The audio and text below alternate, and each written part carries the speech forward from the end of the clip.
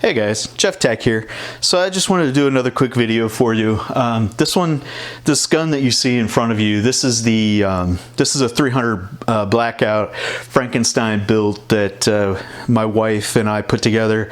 This is just something for her to enjoy. This is going to be her 300 Blackout pistol when it's all said and done. Obviously you see the pistol buffer tube on here. You know, we've got to get some kind of brace on it still, and there's still some things that we need to do to it to really complete the build on this. But this video is going to be about something that I experienced when we were putting this guy together, and we took it out to function test it, and we were getting a short stroke. Now, if you're not familiar with what short stroking is, it's when you fire the round and the bolt carrier, you know, travels back rearwards, and then it either doesn't travel far enough, or because there's not enough pressure from the, you know, gases that are bled off to push the bolt carrier back, or the spring tension is too heavy and it prevents the round from, or the bolt carrier from fully cycling rearward and then grabbing the next round when it comes off.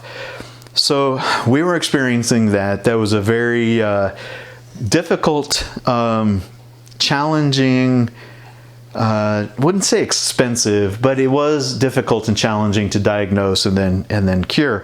And I wanted to kind of go through some of the steps that we experienced and how I ended up figuring it out.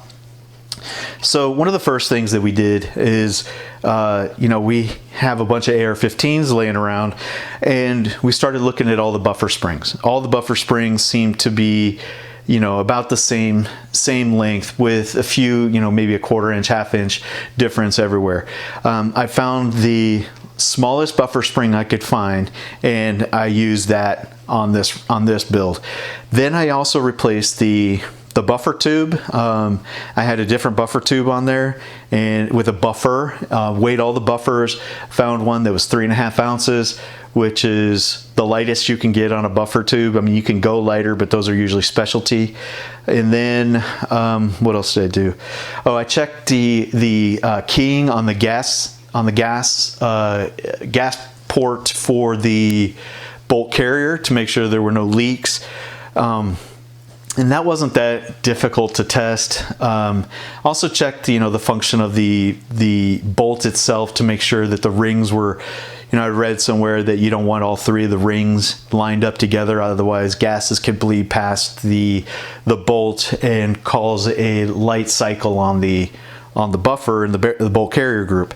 So once I checked all those things out, I also found there was some dialogue about making sure that the bolt carrier was extremely lubed, and you know, one of the references was make sure it's sopping wet with lubrication. So I used you know, just Remington oil, ran that all over the inside the entire gun. But I also did one more step, and I think this is potentially what solved the problem for us. And I found a bolt carrier, the AR15 bolt carrier. All of my bolt carriers are the heavier M16 bolt carriers. And if you're not familiar with what that means, let me show you real quick.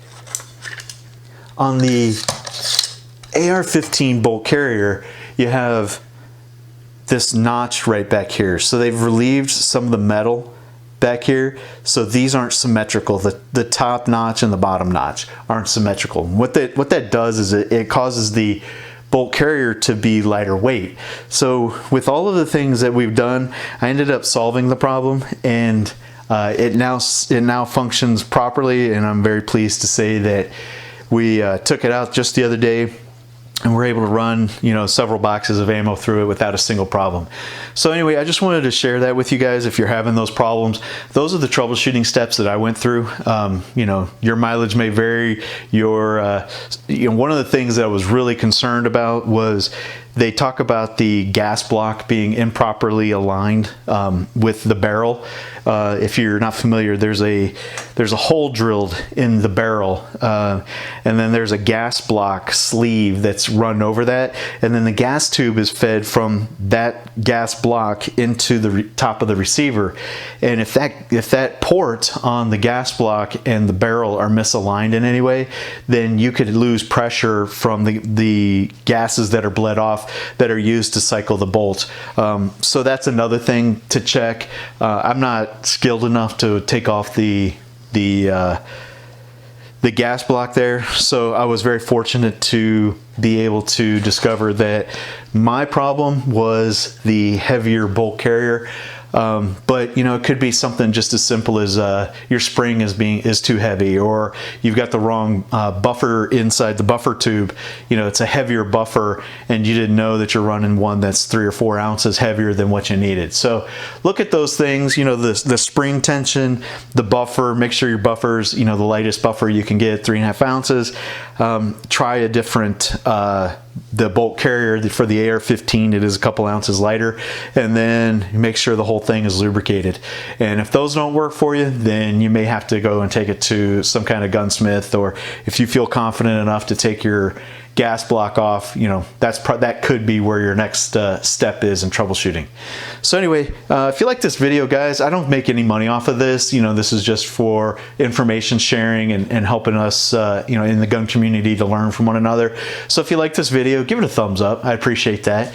If you haven't yet, you know, please subscribe. I also really appreciate that. And if you've got any questions or comments, or I misstated something inaccurately and you want to clear that up for everybody, throw them in the comments section below. I enjoy the dialogue. So anyway, that's it, guys. You have a good night, and I'll see you next time. Bye.